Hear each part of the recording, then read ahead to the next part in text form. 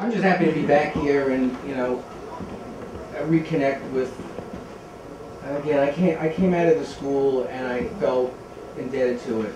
I really did.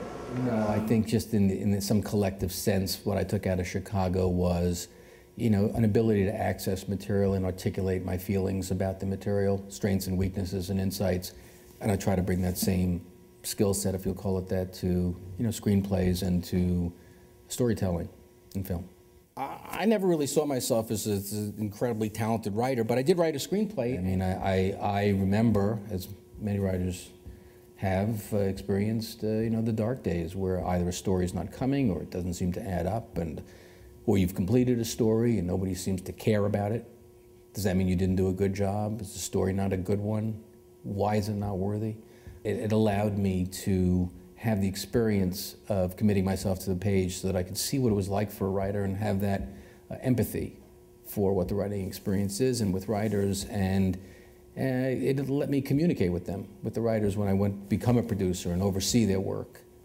You know, a producer in the sort of ideal state begins a project, maybe conceives of an idea, hires a writer, sells the screenplay, gets the financing, sees through production, delivers the picture, works with them in marketing, does all of that. And that's what I'd like to do. But oftentimes, you'll only do a piece of that depending upon the film. But again, what I'd like to do is I like to be part of every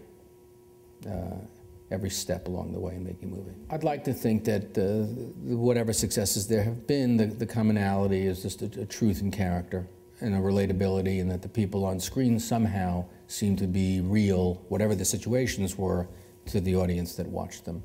That's the commonality.